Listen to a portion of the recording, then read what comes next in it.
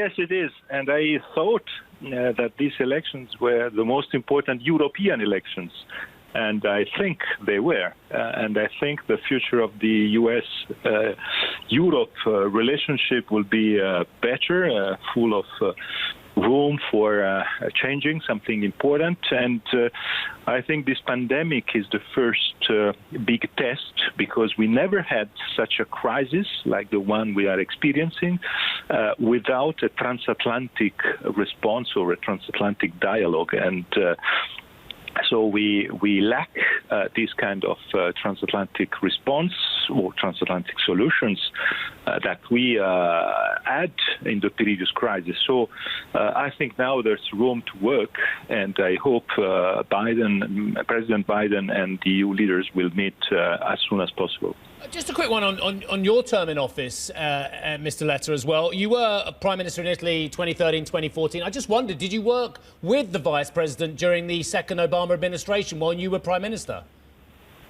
Yes, we worked very, very well with both President Obama and Vice President Biden. And I remember the way in which they worked very close with Europe to try to find solutions to the previous crisis. I remember the importance they gave to G7, for instance. But for me, G7 is one of the most important places where today this transatlantic dialogue can be rebuilt. And because I remember the importance they gave to this kind of, there are many issues where it is so important to have a sort of trilateral discussion among Japan, Europe, and North America. For instance, China, how to deal with China. We have to join our forces and to share positions, and the same for pandemic, the same for many other issues.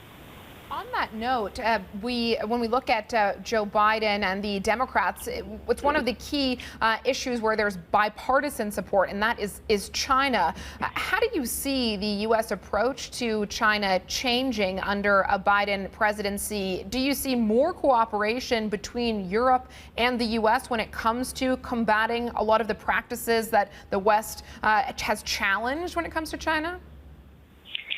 Yes, frankly speaking, I think that China will be the topic where there will be more continuity between Trump and Biden administration.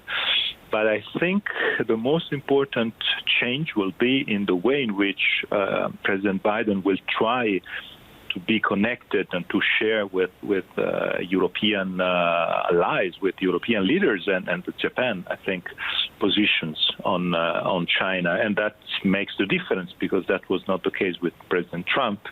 President Trump tried to impose some American approaches that didn't work with Europeans. And at the same time, it is important also for the Europeans not to have the alibi to say, okay, with the Americans, it's impossible to talk. So we have our bilateral, unique and close relationship with China.